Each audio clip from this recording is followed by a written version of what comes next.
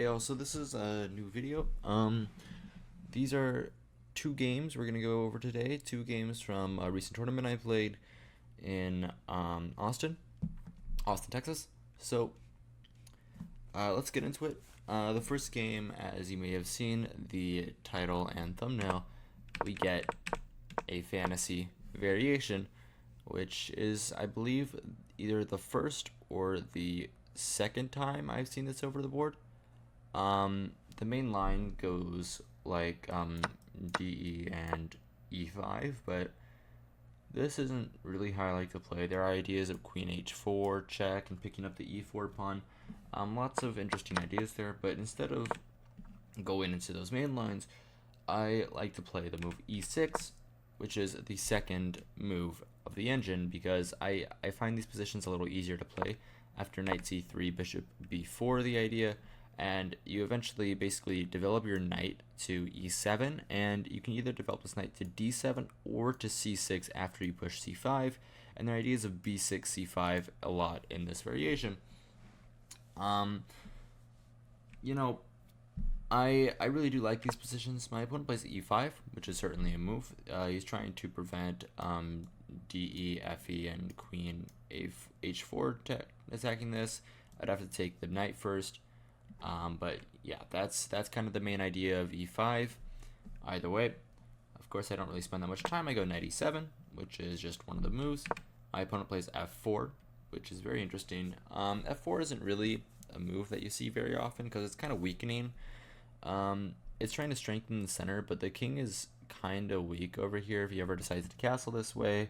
And also with f4, you may even meet people that play g4 as well, and maybe h3. So f4 is just innately just a weakening move. Either way, I go knight d7, which isn't the best move. I already make an inaccuracy on move 6.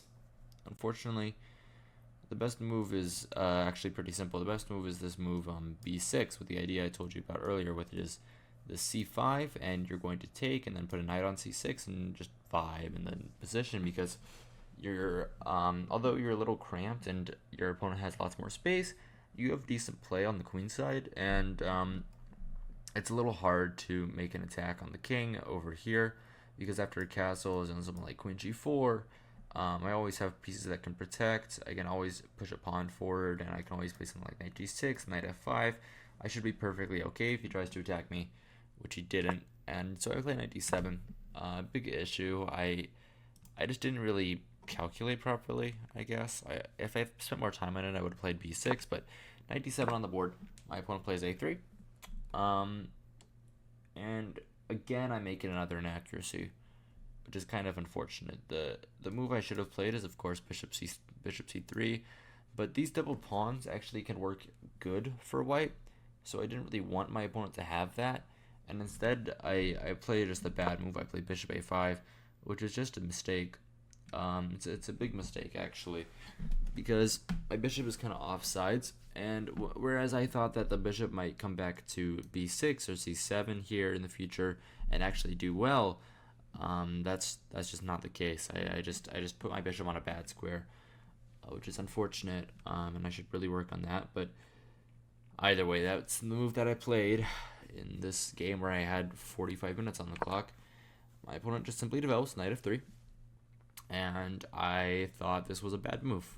I thought this was a bad move because this allowed the move c5, and I thought c5 was just almost crushing, because c5, which I played pretty quickly, c5 is just a very common idea in these positions, and if white allows black to play it, then black kind of does well. The idea here after dc, I would take the knight first, and then he'd have a bad structure for the rest of the game. Like, these pawns are isolated and doubled. He can try to use them. He can try to go c4 at some point, but there really is they're really just a really big issue for white. And I would love that to happen, but my opponent plays this incredible idea, which is the top engine move. He plays a pawn sacrifice, actually. He plays b4. And I didn't understand this. I really didn't understand this. Because I took, of course. No imbecile. Of course I took.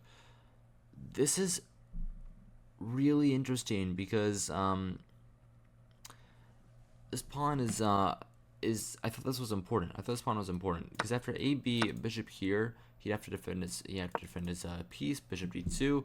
I thought I'd just be up a pawn. I didn't really see that he had any counterplay or anything. I could even take the knight at this point and just make sure that the knight can't attack me on b5, or I could even very simply castle. And then thought I was just better. Thought I was just better here, but my opponent plays another very interesting move. My opponent plays this move knight b5. And clearly the idea is to go to b6, to d6, and stop me from castling. And I thought about this. I thought about whether I should allow this or not. Of course I took, because I'm normal. Technically I could have played b3, but I didn't really like this as much as the other line because I thought that he might have this move, c3. And then I thought I was just losing my pawn, and I didn't really know what I was doing with that, so I'd rather get an extra pawn for it. My opponent immediately plays a bad move, though. My opponent immediately plays a bad move. The best move here is simple. The best move is king f2. Clearly, my opponent is trying to get out of checks, make sure that my bishop is offsides permanently, and then I'd have to stop knight d6, either by playing bishop c7, or castling my king, so then knight d6 comes with no big issue, right? See, it's a bad move now. But at this time, my opponent gets a lot of pressure here with this move, bishop a3. So my opponent didn't play king f2. My opponent played the move bishop d2, which is a big mistake, because bishop d2 allows me to simply take this thing out of knight d6, like I was talking about. I can take, probably queen takes, I guess, and then I can castle, and now knight d6 doesn't come with check. He's going to regain his pawn, but then I'm okay. I'm going to play a6, defend my a7 pawn. He might put the knight on d6, and I'm okay. I'm okay here, like knight c6, maybe knight f5 here. Knight f5 is actually very interesting. Maybe actually I'd rather go knight b6 and try to put the knight on c4. But yeah, that's a really good position for me because I'm just simply up a pawn, and my opponent has compensation, but limited compensation. I don't know why I didn't play bishop d2. Really, I think I had a blind spot. I think I really had a blind spot. I was calculating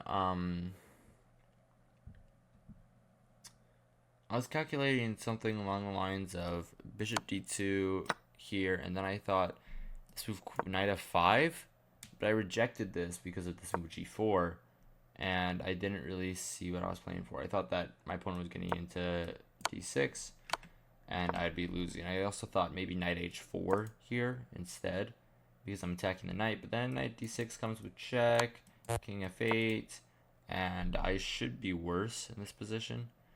Actually, the best move, rook a3 is very interesting. I did see this because after takes, he has rook takes. Yeah, I didn't really even consider castling, which is just ridiculous. Of course, I should consider castling, but that's why I played bishop c7, which isn't a bad move. It's like a slightly inaccurate. It's like it's the third line of the engine, so it's not a bad move, but it's just a little passive. It's just a little passive, and I'm kind of cramped now because I got 6 pieces over here, and the other 2 pieces are not even in the game. They're still in the back rank. They're still in their home squares. So my opponent takes on a3. Of course, I play this move knight c6, and I thought that knight c6 was really good because I thought taking on a3 was inaccurate. The reason I thought taking on a3 was inaccurate, I thought he really could do with this move bishop b4, and I can't move. It's really hard for me to move now. I play a6, he can take on a3 at the very least, and I mean I just can't move. If I ever castle, just to show you, he has either this takes or this takes first, probably this takes first, and queen c7, and he wins a piece, so I can't do that. And it's very unfortunate, but he took here, and I thought that was a mistake, so I played knight c6, and I stopped bishop b4. but this also technically is a mistake. He has a couple moves here that cement his advantage. Um, Basically, just even developing the bishop gives him a good advantage because he has pressure on my king. Actually, developing the bishop threatens a Greek gift sacrifice. This is if I castle, he has a Greek gift with bishop h7, check, and this move, queen h5. So of course I can't allow that. But yeah, that would cement his advantage. A lot of things would cement his advantage. Instead, he plays this move knight c7, which I thought was bad because I thought the knight was trying to go to d6, and I thought my bishop was a lot worse than the knight. So of course I recapture, and he plays this move bishop b5. Very interesting move. I don't really spend long here. I just castle because I didn't think bishop b5 really did much. So I simply castle, which again gives him a massive advantage. But I mean, I can't see that during the game. I honestly thought I was slightly better. I really did think I was slightly better here because I was up a pawn. I didn't really see any way for him to continue the game, to continue his attack. He played bishop c6, and I thought about queen c6 here.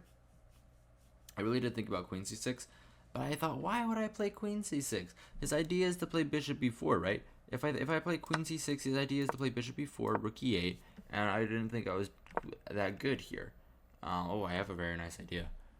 Oh, the best move here is to sack the exchange. Okay, well, I mean, I wouldn't do that, but that's why I took on c6 with the pawn, and I thought that after bishop b4, I'd get c5 in. He tried to play this move rook c8, and then I thought I'd be better. I thought I'd be better there. If he did play this move bishop b4, which I correctly sleuthed this idea, and I was gonna play c5. I was absolutely gonna play c5. And I didn't play c5. Oh my gosh, my bad. That's how the game ended. A little bit of an issue. I was gonna play c5. The reason I rejected this is because I just didn't calculate it fully. I calculated this simple line. I calculated rook here, and I thought this was bad because of rook b8. And I'm right. This is bad because of rook b8. Because, for example, if he takes my pawn, I can go queen a5. I'm pinning his rook to his king, and I should be better there. And I saw that. But I didn't see what would happen after the move dc, and then play this move rook b8. And I thought that I was not doing well here. I just didn't think I was doing very good because at the very least he has this move. This move isn't really that good right now, but yeah, at the very actually it was really bad right now because I get rook e4. I didn't see that. At the very least, I thought he had c6. He doesn't, but you know what? I'm a human. It's not really too big of an issue. And I thought that I of course can't take. I of course can't take the pawn. Like if I can't take this because he has this move, and I would be losing the game. You might say, oh, but this move, but then here, queen a5, he can just come back with his bishop. He can also go for this very interesting line. He can go queen here, and I'm not better. I'm just down a piece. There's nothing I can do. Queen a1 doesn't ever work. Actually, does it work? Very interesting. It does. Queen a1 here. Even if I win this rook, he can take on f8, and he has a big attack here. See, it's mate in 25 there for a second, but it's really bad. Anyway, so that's why I didn't play c5. The best line here actually is very interesting. I'm just supposed to sack the pawn. I'm supposed to go a5, and I'm fine. And I was thinking about sacking the pawn, but instead I went for the reasonable option because I didn't calculate it fully. I just went for the reasonable option with the rook e8. And I didn't really see the big importance of this move. But then he gets bishop d6. I also didn't see the big importance of that move. I didn't think that was very good. So I played queen b6. And the idea is still c5. But I miss that after this move, queen a1. This is a bad move. It's just a bad move. It doesn't do anything. He should have castled. He should have castled, like, most likely. It's really funny. After king f8, he's actually still better. But yeah, he should have castled. He didn't. He laid this move queen a1. Very interesting, putting pressure on my a pawn. And I thought here for a moment, and I played c5, which is a pawn sacrifice. I realized this during the game. Of course, I looked at I knew this was a pawn sacrifice. The reason it's pawn sacrifice is because of rook b3 here, and then he gets rook c3. Actually, not rook c3 just yet. He has to play dc, and I can't take back because after it takes, he has rook c3. What? Oh, my bad. Not rook c3, is queen c3. Okay, well, still, I still think the same thing applies, and I would be lost. So I can't go for that. But after c5, rook b3, which happened in the game, I played this move queen c6. dc happened, and I just gave back the pawn for a little bit of compensation. And I tried to just keep the position, I don't know, manageable at this point. So I played this move a5, and the reason being is because I wanted to develop the bishop eventually, and I didn't want to block my pawns. For example, if I develop the bishop immediately, he gets this move at the very least, and he would be winning my a7 pawn after this. I mean, this is... What? Oh, the queen is trapped. Okay, well, I didn't see that. That's why I played a5. I guess I was wrong. I didn't play very well this game, as you can see. But either way, castles. I still can't take on c5 because of different pins here and winning the knight. So I play this move a4, which defends the pawn. And my opponent Zwiechenzugs me with this move knight d4, which I completely missed during the game. I shouldn't have, because this is not a very hard move to see. This is pretty simple. I just completely missed this, and yeah, I just didn't see this. I thought about rook here, but I didn't really want to go into this line. I didn't think this was any good because, I mean, rook a1 happens, and even if I get this move c2 or a b2 or bc2, like, I didn't like this. I didn't like this. My pawn is lost. I'm down in exchange. I mean, I'm not down in exchange, but I really didn't like this position. I'm really cramped, and like none of my pieces can move. This position is just very bad. So I didn't like that. I didn't go for that. Instead, I just moved my queen. I just went queen a6. Very reasonable. After this move, I thought that was a bad move because I'd be able to get my knight to c4, and I'm right. After this move, I thought it just like opened up everything. Actually, after this move, I just win the rook. Dumbass, but I probably saw it during the game. I'm not that dumb. I probably saw it during the game. Instead, you played rook a3. Yeah, I definitely saw that c6 did that, but I thought that knight b6 was still an issue later on if you were to play c6. Yeah, that's what I was thinking. Sorry about that. Either way, yeah, here I played bishop b7, just stopping c6 in general. But really, the idea of bishop b7 is to go to c6 and defend the pawn with the bishop even more, so that my queen could leave and go to c6 and pressure this pawn, and then maybe it wouldn't be that bad. Either way, I play bishop b7. My opponent plays rook b1, and I continue to play my idea. Except I don't. I don't play my idea. The here I thought was actually kind of bad for some reason. I don't know why I thought this was bad, but for some reason I rejected this. I might have seen a ghost. I'm not sure. There's some reason why I rejected that move, but the move I ended up playing was much worse. I played this move rook a7. And those of you who are keen with tactics might realize that the move knight b5 wins in exchange.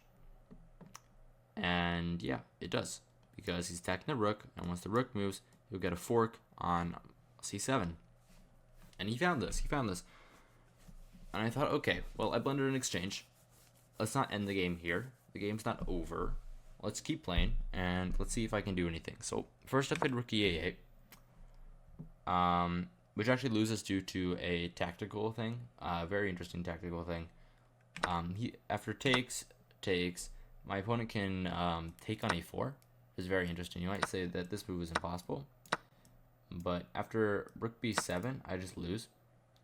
I just completely lose. I have to play like h6 or something, and then he's gonna win the knight. Because if the knight moves, the knight goes back to f8, for example. This move rook b8 wins the knight anyway, and if my knight goes to somewhere else, like here, he has checkmate on the back rank. I didn't see that. My opponent didn't see that. Mutual blindness, but either way,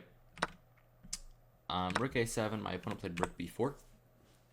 Reasonable. He's attacking the pawn, and I decided to simply protect it with the bishop because the bishop is the least valuable piece in my position. And I mean, technically the material is equal, but his pawn here that keeps the material equal.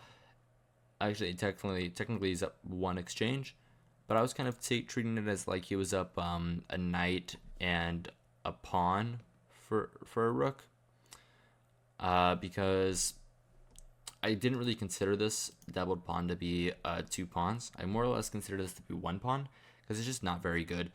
And I just simply continue my advantage. My opponent plays queen b2. Reasonable. He's trying to get in here, but it doesn't really ever work. I have to stop checkmate. He's gonna play. His idea is simply to play rook b8 and takes, and then he would mate me on the back rank. So of course I played rook a8. I don't let him do that because I'm not an idiot, and I'm not going to let him do that.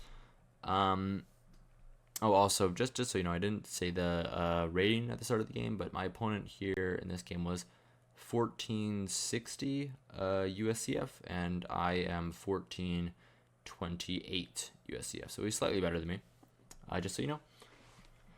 And I was kind of playing for a draw here because, of course, if I get a draw, then I'd be happy. I'm down in exchange. I'd rather draw the game than lose it. So my opponent plays this move queen d4, and he actually blunders. He blunders this move that I immediately saw. He blunders to queen e2. He blunders queen e2 because I'm threatening checkmate, threatening queen e1 checkmate, so he has to defend that.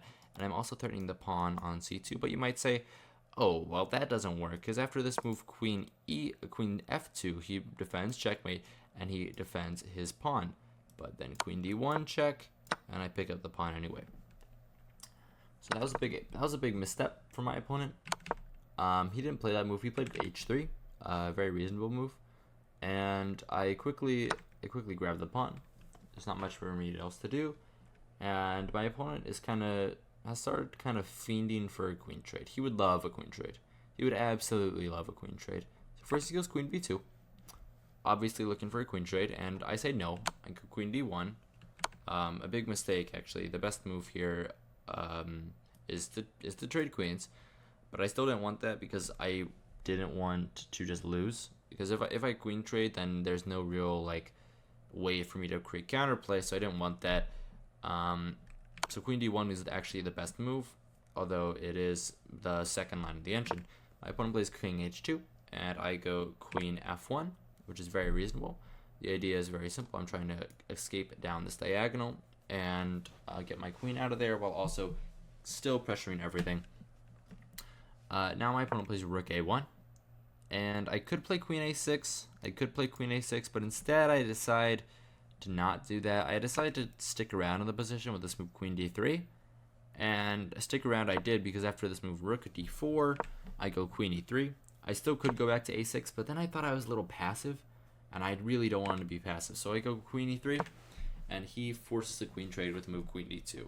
And you're like, how does it force a queen trade, you may ask? But it does because of a very interesting tactic. After the move queen b3, which is the only square that doesn't lose the queen or force a queen trade, my queen actually gets trapped here after rook b4, and I saw this, so I didn't want to allow that. So of course I took the queen, and he's up in material, and at this point the notation stopped because we both got under 5 minutes, and we don't have to notate after 5 minutes.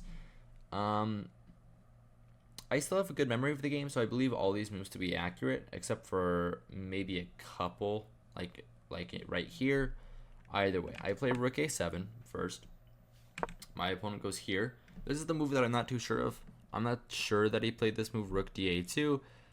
He might have played something else, but either way, that's the move that I wrote down because it's most similar to what happened during the game. I go g6. I make left for my king. He goes g4. Very interesting, taking space on the king side. And then I play h6, making even more left. I actually am trying to do a lot of things. Actually, I don't think I played g6. I think I played h6 first, and then g6. I think that's the wrong move order. But either way, this is the end position. This is what happened. And my opponent plays this move, king g3. I get my rook onto the b file, the only open file in the game, keeping this active. His only way to make counterplay, my opponent's only way to continue the game was to take. But I mean, really, are you gonna do this? I don't think you're gonna do this. I really don't think you're gonna do this, because I wouldn't want to do this. It makes sense. It makes sense. I'm not saying that it doesn't make sense, but I mean, that's kind of a hard thing to calculate. So instead, my opponent plays this move rook d2. I'm sure of this move. I don't know why he played it.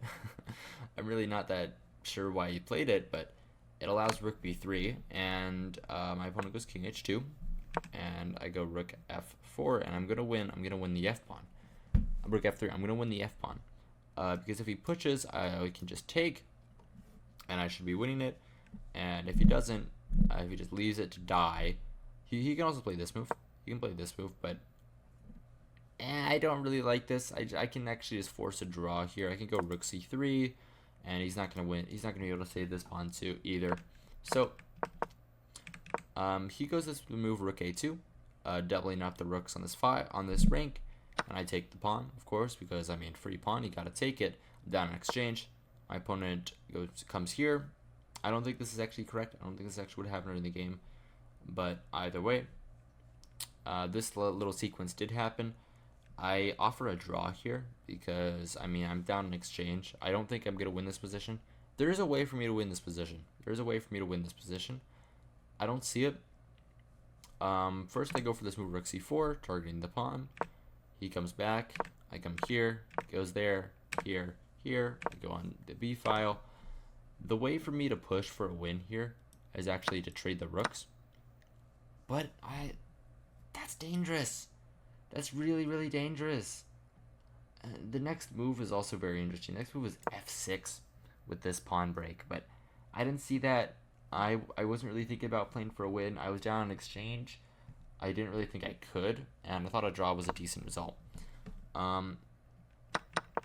That's what should have happened. Instead, I just go rook b4, and we repeat moves till the end of time. Here, I offered a draw, and he accepted the draw.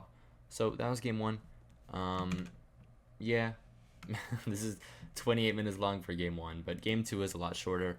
And, well, let's get up to game number two. And here is, I won this game, just so you know. Here's game number two. I had the white pieces here, and I was playing someone a little lower rated. I was playing a 1350 here. Again, I'm 1420 over the board, so I was, of course, trying to win. And when I did, as you can see from that one clip, and I played my favorite move. I go d4, of course. This is the move I play. My opponent goes knight f6. I play the Trempowski, which is what I normally do. This is just a much easier way to play. Of course, c4 is a line, but let's not go the intricacies of like everything on the second move. Let's just play bishop g5 here because bishop g5 is very reasonable, and it's my favorite way of playing because my opponent has many different options here, all of which aren't very good. So he goes for g6. I don't know how I hit twice, but I of course play my lines. Bishop f6. We're gonna go quickly through all the theory. Ef, e3, bishop g3, bishop g7. I've shown this multiple times on this channel. The ideas of this position are set by one. It's knight e2, g3, bishop here, castles, c4, knight c3. That's the idea that I want. And what my opponent wants is castles, f5, here, here, here, here. That's what my opponent wants. That's the line that my opponent's going to try to get. He's also going to put a rook on the e8 square. Sorry, I'm gonna sneeze. Sorry about that. Hopefully my mic is still on. Yes, it is. Great. Either way, that's how I normally play things. So I go g3, castles, bishop g2. My opponent plays d5. I go knight e2. Of course, the same type of thing I have to go for. And now the move f5 is what he needs to play, or c6. Knight f5 or c6 are the moves he needs to play. He goes rook e8 first, which is a little inaccurate. It's not the end of the world or anything. It's just a slight move order thing. It doesn't really change my idea. I go castles, and he really only has 2 moves. Actually, he has 3 moves that he can play. He can go for, actually he can't. No, he has 2 moves. He can go c6 or f5. Those are 2 moves that go for the setup. Technically, they're the second and third most popular, second and third best moves. The best move is this one, but this doesn't look good. This just doesn't look very appetizing. I mean, you're blocking your c pawn. I don't know. I wouldn't play that way. My opponent instead vies for a fourth option, which is very bad. And this is kind of how he lost the game. I know it's very early. It's move 8 when he plays this, but this move does in fact lose the game, and it doesn't actually look that bad, but you understand why in a couple of moves. He plays bishop g4. Bishop g4 is a move that doesn't understand the position, and I think this is the move that lost the game for him. I think bishop g4 lost the game for black. I know that's a little tough to say, but this move completely lost. So I go c4.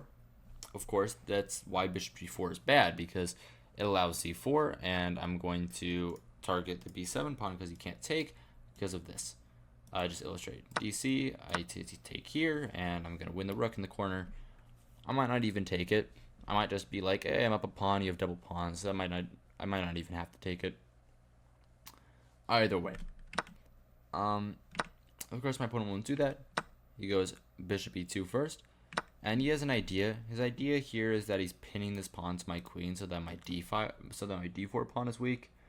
And again, this move completely loses, but it's an idea. This idea of having my d4 pawn be a weakness is completely reasonable, and I see why he went for it. But my opponent plays c6 instead, and this allows me to win a pawn. And this is why this position is so great, because another idea in the Trepowski, in this line of the Trepowski, is that you want to give your opponent an isolated pawn, an IQP, if you will. Isolated queen's pawn, that's what IQP means. Now, I jumped at the chance. I played this in no time. I played this in less than 5 seconds, because of course, this is the whole idea of my position. Takes and knight c3, and I'm winning the pawn on d5. I'm simply winning the pawn on d5. And this is the point where I was out of theory, actually. This is the point where I was out of theory, because everything prior to this was in my notes, actually. Not in my notes, but the ideas of the position were so easy to play here that I didn't need to spend any time. So it was basically like I was in prep. Either way, knight c3 happens, knight c6, and the first time I think during the game, because of course he's attacking my d4 pawn, and I don't want to lose that pawn, because, I mean, I don't know why I would. Technically, I can take on d5. Bishop takes d5 is a move, but why would I allow this? I don't know why I'd allow this, so I just didn't. And I found the best move. I found the move queen b5, which is very reasonable. The idea is, of course, I'm attacking this pawn and I'm attacking this pawn, and I want to take this pawn with the queen. I really want to take this pawn with the queen, because a queen trade would benefit me, of course. And let's just say, actually, if h6, I'd take this pawn, but say rook b8. I thought this was forced, by the way. Actually, no, I didn't. No, that was another game. Sorry, rook b8 was forced another game. Queen d5 happens. Yeah, it is the best move, queen d5. And if a queen trade happens, I'd be very happy with this position, because it allows my knight to get off the c-file, so my rook can get on it. My knight is very active here. His bishop is stuck. Everything looks great for me. His bishop is really stuck, by the way, because I have 6 out of 7 pawns on dark squares, and he has a dark square bishop. So it's very nice that I have that. So of course, I wouldn't take with the queen. He shouldn't allow me to take with the queen. I thought the best move knight e7. I thought this was the best move. Of course, this gives up this pawn, but I thought maybe there was something here. Maybe he could go for something here. I thought this was the best way to play. He instead plays this interesting move. He plays queen d7, defending his b7 pawn, but this allows me to take with the queen, which was my whole plan, and I would love a queen trade. He doesn't want me to, of course, because he's not an idiot. He got to 1300, and 1300 over the board is like 1800, 1850 or so. Chess.com. Technically 1400 is more like also like 1800, 1900 chess.com, which is kind of rough. I just haven't played a tournament in a while. I am 2100 on chess.com, so technically my rating should be around 1700 over the board. Anyway, let's not get into the nitty gritty of it. He goes queen e7 because he doesn't want a queen trade. I simply play this move rook c1, getting my position better because rooks belong in open files, and the way I want my rooks on d1 and c1, and then I'm going to pressure these pawns and hopefully win a couple of them, and I want to get my position to be the best it can, and just get literally squeeze like every single drop out of the orange that is this position. So my opponent plays this move, hitting my queen, so I go back to b5, and now I'm threatening the knight. If I could take like this, I'd be happy.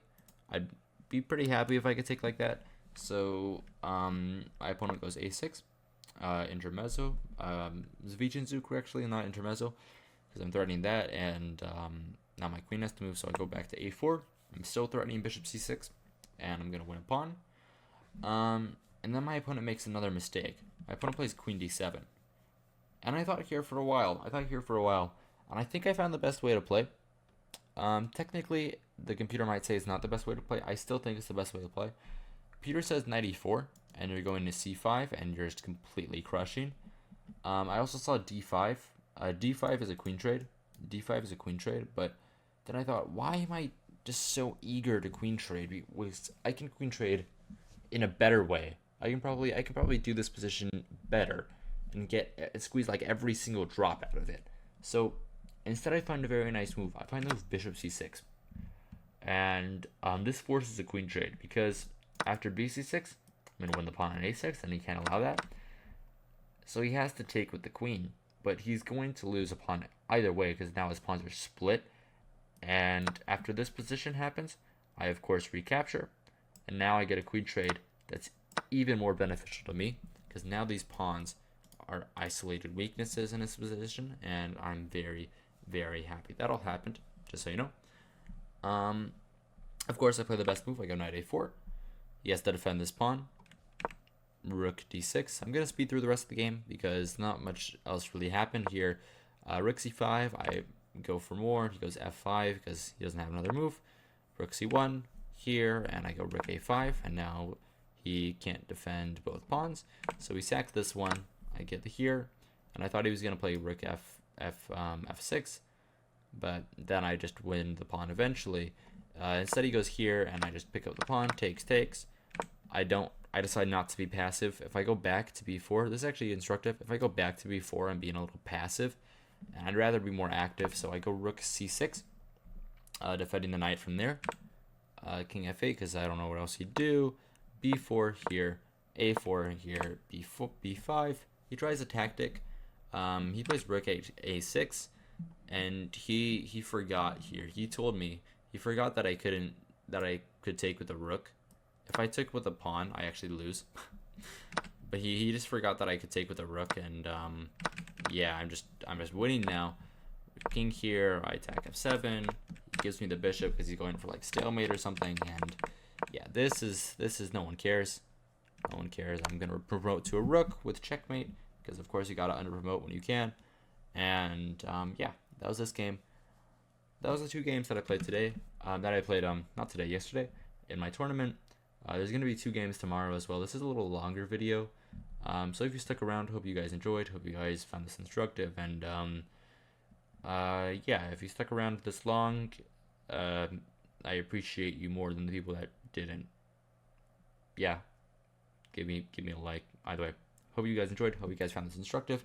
Good evening and good night.